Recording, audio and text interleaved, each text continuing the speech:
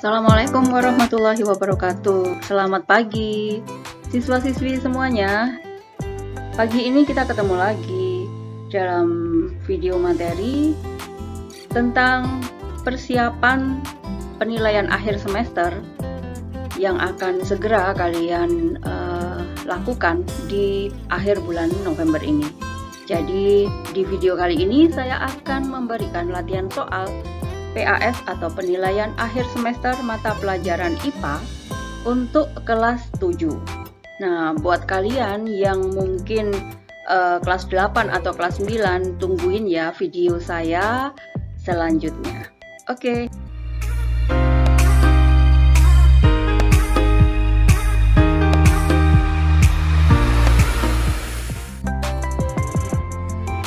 Materi PAS atau penilaian akhir semester yang diujikan di semester ganjil itu mungkin berbeda ya di setiap sekolah.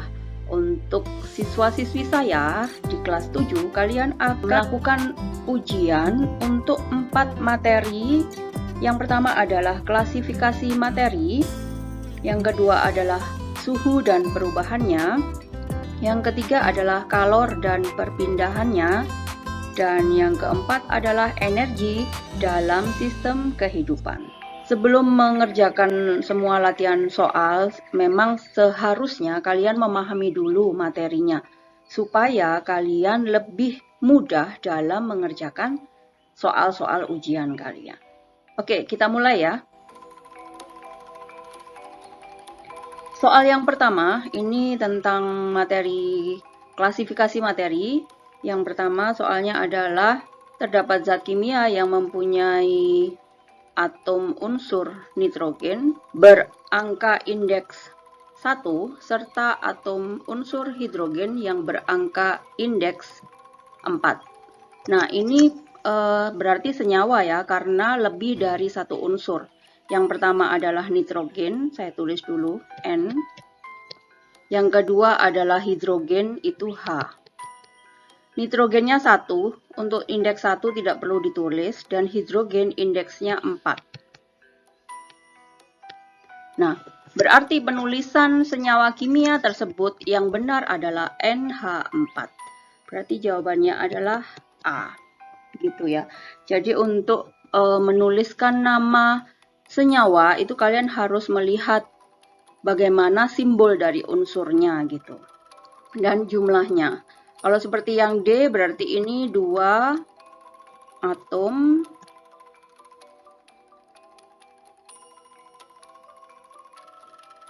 dan yang ini 6 atom hidrogen.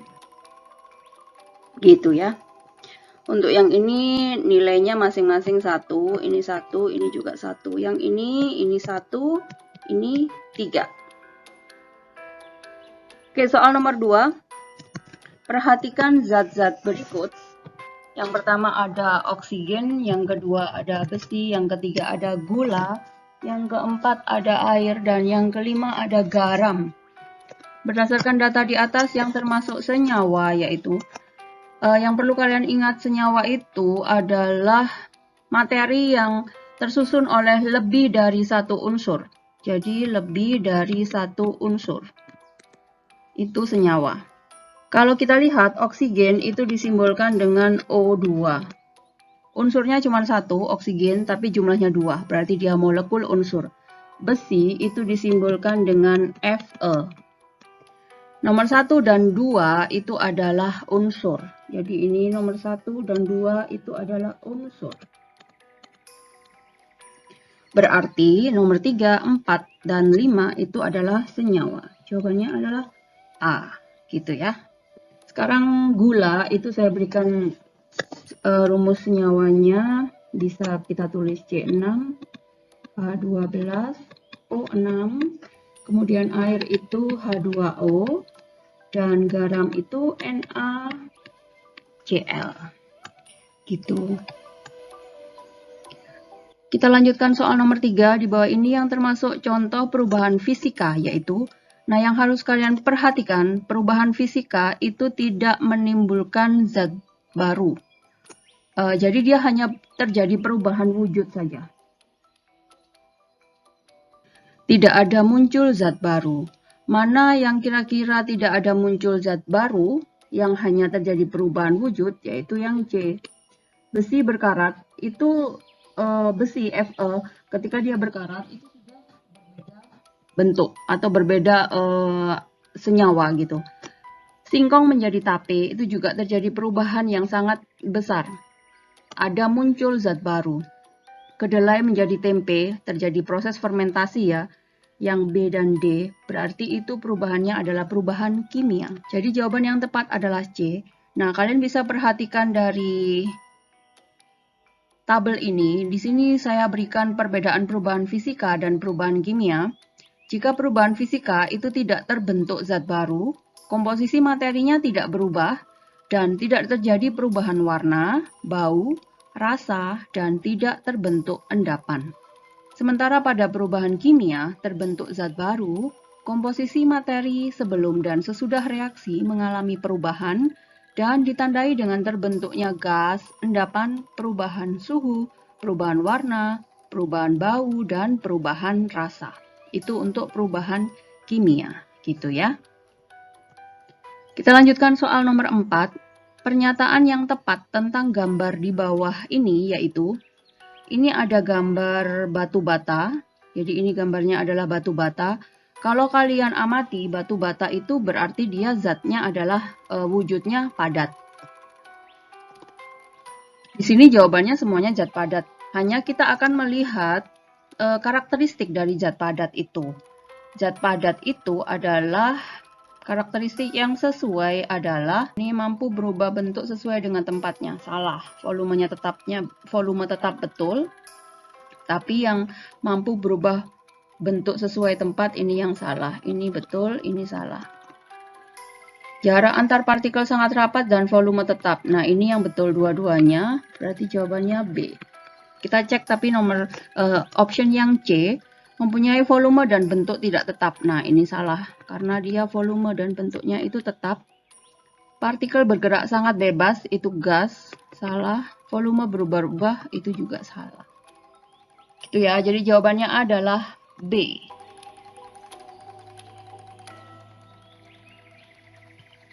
Soal nomor 5 ini tentang uji asam basa dengan menggunakan kertas lakmus. Soalnya, Coca-Cola apabila diuji menggunakan kertas lakmus akan menghasilkan uji seperti ditunjukkan oleh nomor. Nah, kalian memperhatikan dari gambar ini, di sini terlihat ada perubahan warna dari lakmus. Yang harus kalian ingat, Coca-Cola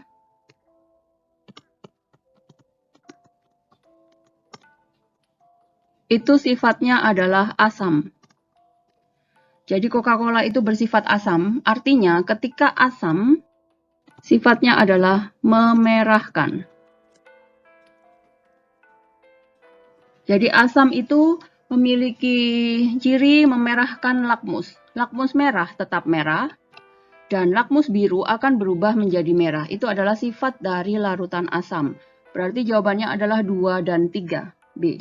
Sekarang kita cek. Jika lakmus merah berubah menjadi biru, kalau dia pasangannya lakmus biru tetap biru, itu basa. Jadi kalau dia basa, larutan basa, saya tulis di sini, kalau basa itu membirukan lakmus. Nah, kemudian kalau netral bagaimana? Jika larutan itu netral, contohnya misalnya kalian punya air mineral, itu dia lakmusnya tetap. Artinya lakmusnya tidak berubah warna. Lakmus merah tetap merah, lakmus biru juga tetap biru gitu. Soal nomor 6, perhatikan pernyataan di bawah ini. Ini sudah masuk materi suhu ya, materi keempat. Yang pertama, titik didihnya sangat tinggi, pemuaiannya tidak teratur, membasahi dinding, mudah dilihat karena mengkilat. Pernyataan di atas yang menunjukkan kelebihan raksa digunakan sebagai pengisi termometer yaitu, langsung saya berikan tabel kelebihan dan kelemahan dari termometer raksa. Sambil kita cek. Titik didihnya sangat tinggi. Betul ya, karena titik didih dari raksa itu 350 derajat Celcius ini. Berarti ini betul. Pemuaiannya tidak teratur. Kita cek di sini. Ini pemuaian raksa itu teratur, berarti ini salah. Membasahi dinding. Raksa malah tidak membasahi dinding, berarti ini salah. Berarti nomor 4 juga betul. Mudah dilihat karena mengkilat ini ya. Jawabannya 1 dan 4, berarti D. Nah, ini ada 5 kelebihan dari raksa digunakan sebagai pengisi termometer. Apa saja kelemahannya bisa kalian baca di tabel sebelahnya gitu. Soal nomor 7.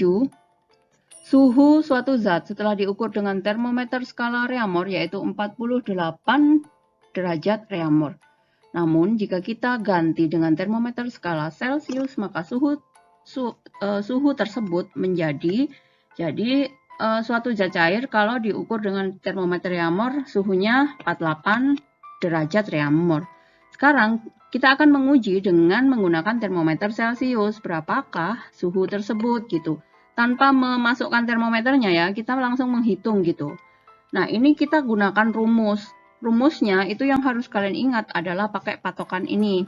Ada konstanta yang harus kalian hafalkan, jadi saya selalu mengingatkan ke kalian untuk menghafalkan 4 termometer ini urutannya. Yang pertama adalah Celcius, yang kedua adalah Reaumur, yang ketiga adalah Fahrenheit, dan yang keempat adalah Kelvin.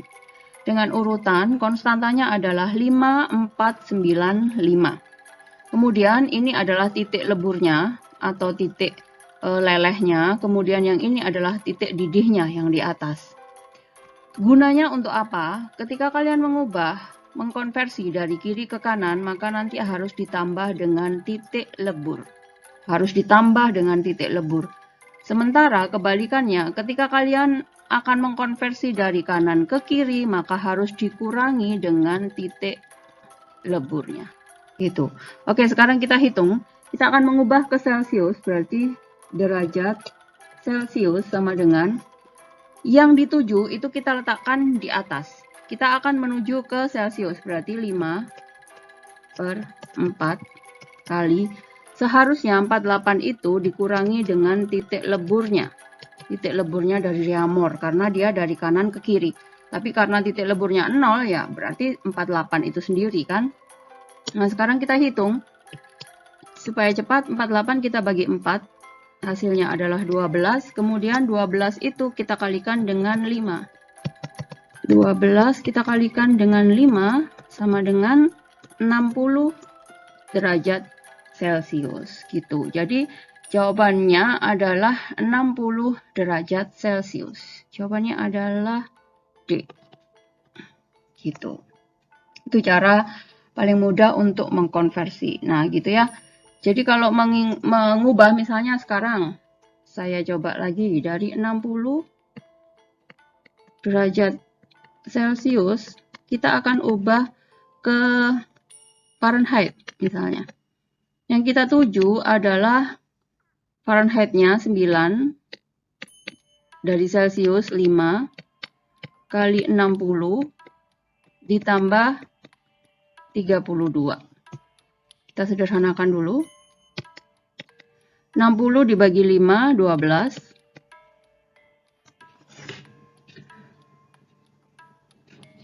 9 dikalikan 12 itu sama dengan 108. Jangan lupa ditambah dengan titik leburnya 32. Ditambah 32 sama dengan 140 derajat Fahrenheit. Seperti itu. Jadi kalau mengubah ke kanan itu ditambah dengan titik lebur, kalau mengubah ke kiri dikurangi dulu dengan titik lebur baru dibuat rumusnya gitu. Lanjut soal nomor 8, termometer yang memiliki bentuk tipis dan akan mengalami perubahan warna ketika menerima perubahan suhu adalah, ini pasti jawabannya adalah termometer kristal cair. Saya akan tunjukkan gambarnya. Jadi termometer ini ditempelkan di dahi, digunakan untuk mengetahui suhu tubuh kita gitu. Jadi dia akan berubah warna ketika dia mengalami perubahan suhu. Bentuknya seperti gambar ini. Seperti itu. Jadi jawabannya adalah A. Nomor 9. Skala batas bawah dan batas atas dari termometer klinis atau termometer suhu tubuh, yaitu ini termometer yang digunakan untuk mengukur suhu tubuh manusia. Itu batas bawahnya adalah, nah ini gambarnya. Jadi batas bawahnya 35 dan batas atasnya adalah 42. Jadi jawabannya adalah D. Oke, lanjut soal nomor 10. Titik lebur dan titik didih pada termometer Fahrenheit berturut-turut adalah, tadi sudah kita bahas ya di nomor 8 tadi. Jadi itu kalian harus menghafalkan. Jadi untuk titik leburnya Fahrenheit itu adalah 32. Ini saya berikan. Fahrenheit itu 32 titik leburnya dan batas atas atau titik didihnya adalah 212. Jadi jawabannya adalah C. Ini memang harus kalian hafalkan ya anak-anak semuanya. Jadi untuk Celcius titik bekunya atau titik leburnya 0, titik didihnya 100. Untuk Reaumur 0, 80. Fahrenheit 32, 212.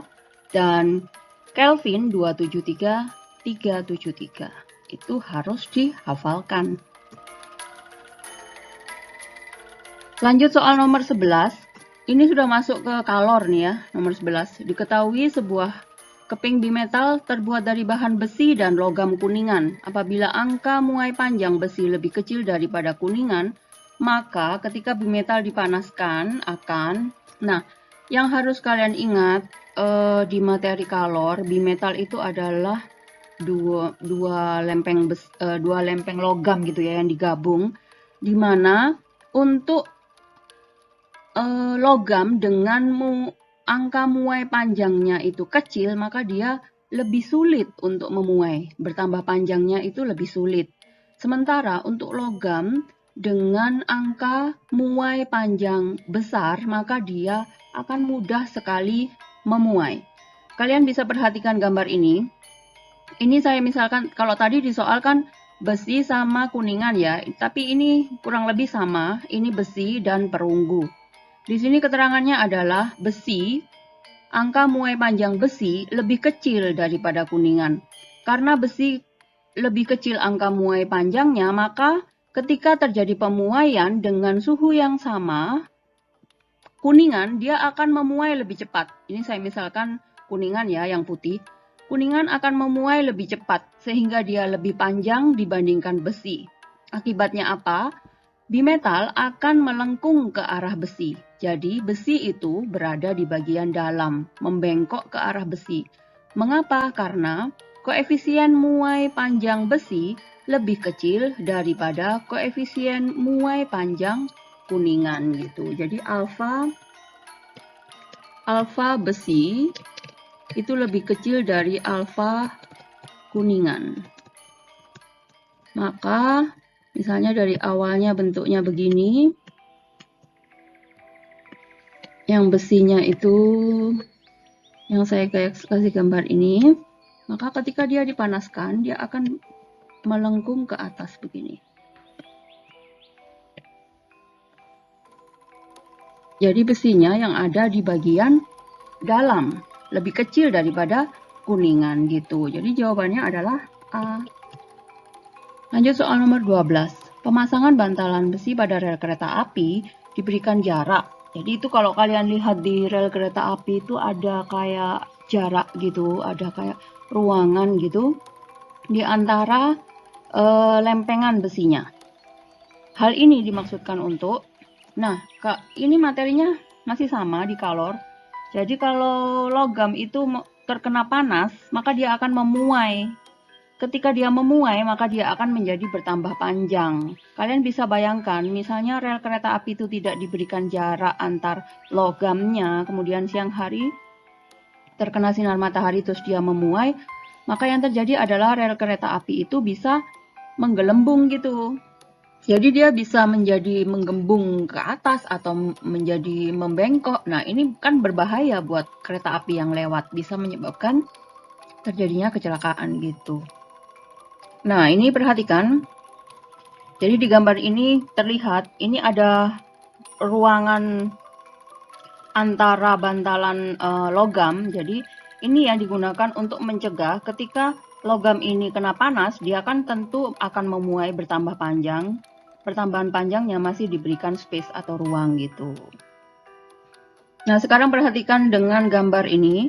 Ini gambar tiang listrik, di mana kabel listriknya itu kan dipasang menjuntai, agak sedikit lebih panjang gitu ya.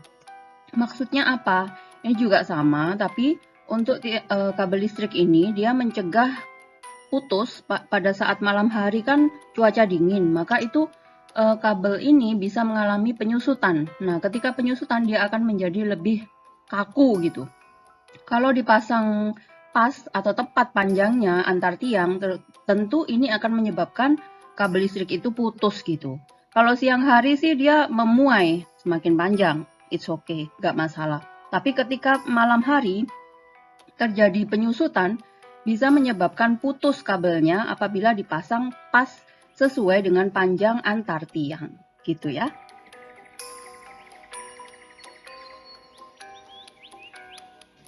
Lanjut soal nomor 13.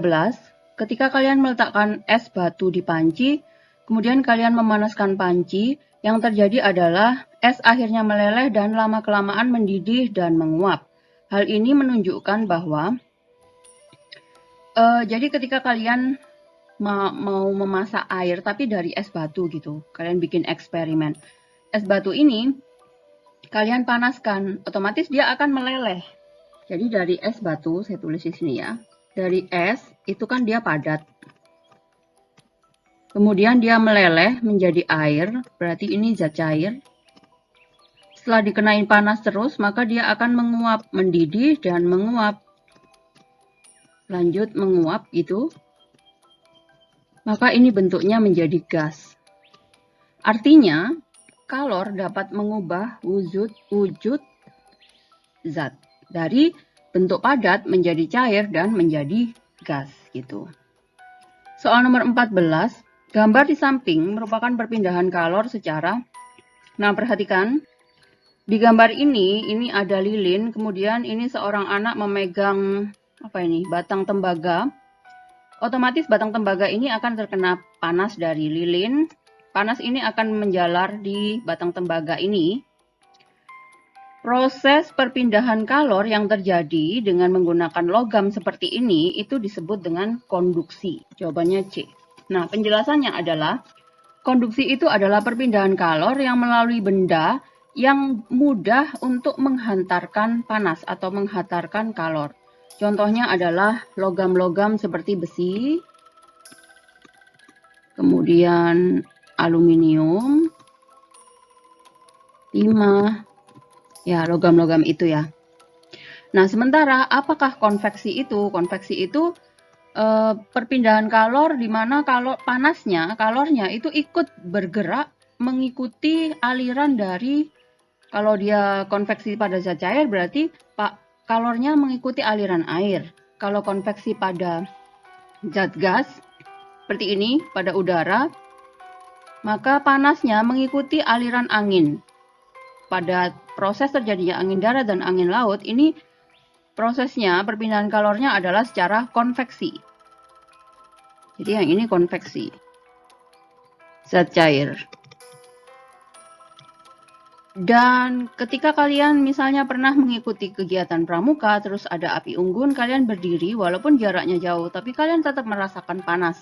Nah, proses perpindahan kalor seperti ini itu disebut dengan radiasi. Contoh lainnya, misalnya kalian menjemur pakaian yang basah, kalian letakkan di luar terkena sinar matahari, itu bisa kering karena ada radiasi dari sinar matahari, gitu.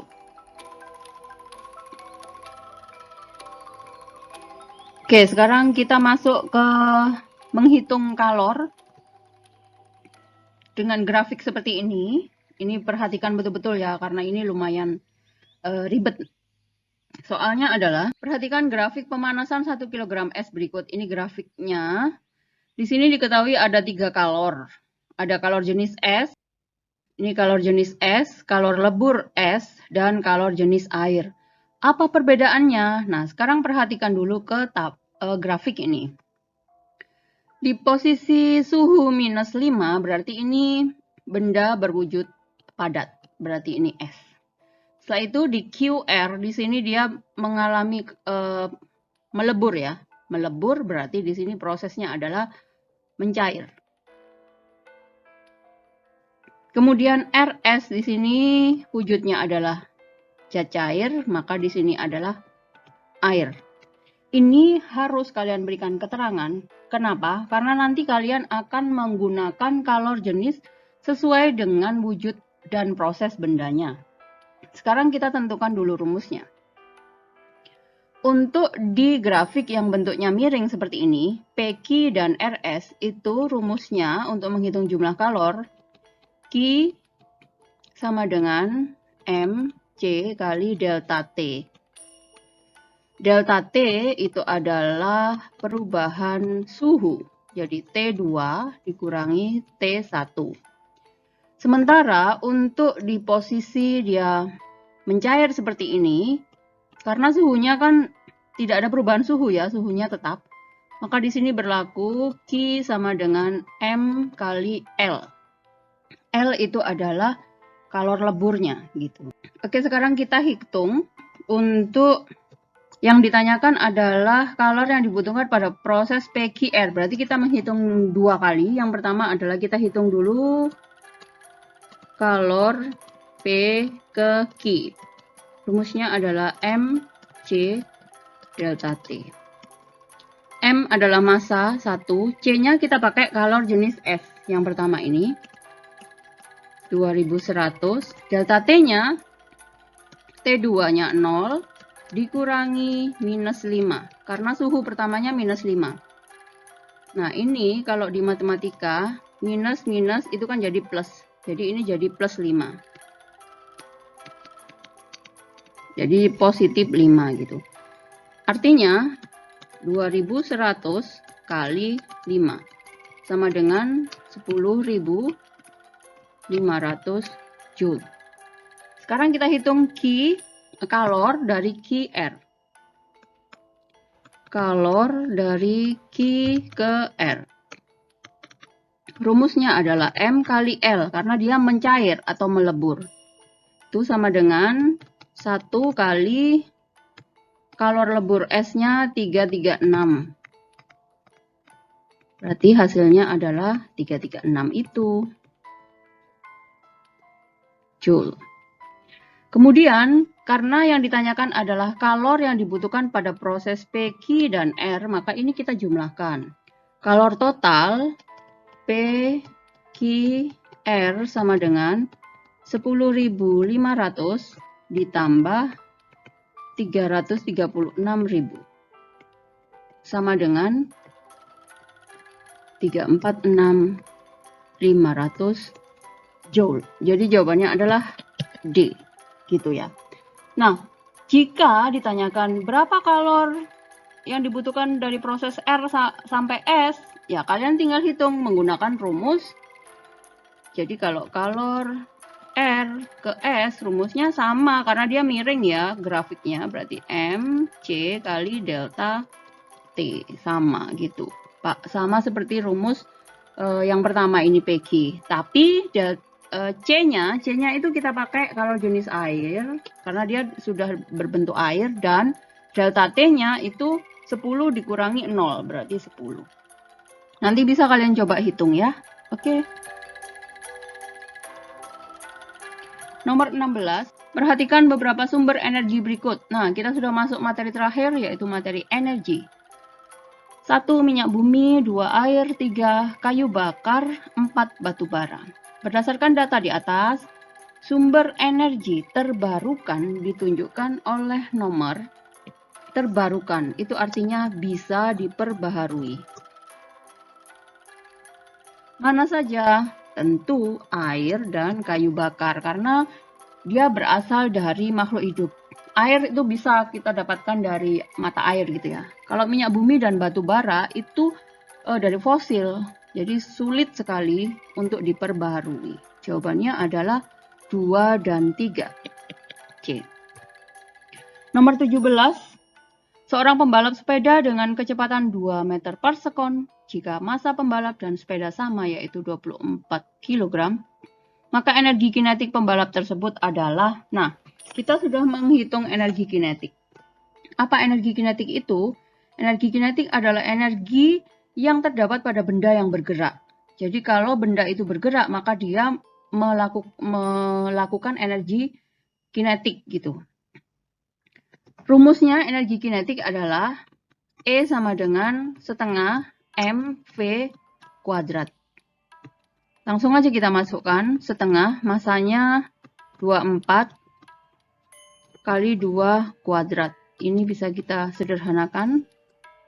Jadi 12 kali 2 kuadrat itu 4. Sama dengan 48 Joule. Jadi jawabannya adalah A. Nah, untuk energi kinetik itu kan ketika benda itu bergerak, itu energi kinetik. Nah, kalau energi potensial itu adalah energi yang dimiliki oleh semua benda pada posisi tertentu gitu. Sekarang kita masuk soal ke-8. Nah, ini kita dapat soal energi potensial. Kelapa bermasa 1 kg berada di atas pohon di ketinggian 10 meter. Jika percepatan gravitasi 10 meter per sekon kuadrat, besar energi potensial kelapa adalah, perhatikan di gambar ini, gambar di sampingnya. Ini ada gambar yang pertama ini, seorang anak memegang bola. Ketika bola masih dipegang, maka bola ini memiliki energi potensial. Ketika bola itu dijatuhkan, maka bola mengalami energi kinetik gitu saat dia bergerak. Energi potensial itu rumusnya EP sama dengan mgh. Jadi energi potensial itu sangat dipengaruhi oleh, yang pertama ini adalah massa, kemudian ini gravitasi bumi, kalau dia berada di bumi ya, dan ini ketinggian benda. Ini kita hitung, masanya 1, gravitasinya 10, ketinggiannya 10. Berarti jawabannya adalah 100.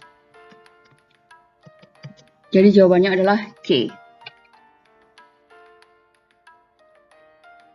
Soal nomor 19, perhatikan beberapa faktor berikut: kecepatan massa, ketinggian, dan volume. Energi potensial yang dimiliki sebuah benda dipengaruhi oleh, tadi sudah saya jelaskan kalau EP, energi potensial, itu rumusnya kan mgh. Berarti faktor-faktor yang mempengaruhi massa, ketinggian, dan kalau ada pasti gravitasi bumi ini. Kalau ada, tapi karena ini nggak ada, berarti 2 dan 3 saja. Gitu ya. Kalau kecepatan itu untuk energi kinetik. 20. Setiap 1 gram protein akan menghasilkan energi sebesar, ini energi pada makanan. Jadi protein itu untuk 1 gram nilai kalorinya adalah 4,1. Sama protein sama karbohidrat itu sama. Besar energinya adalah 4,1 kalori. Kalau lemak itu paling besar 9 kalori untuk 1 gram. 21. Perubahan energi listrik menjadi energi gerak contohnya adalah setrika, itu perubahannya ke energi panas ya. Ini berubah menjadi energi panas. Alarm itu energi suara. Radio juga suara. Jadi jawabannya adalah kipas angin. 22.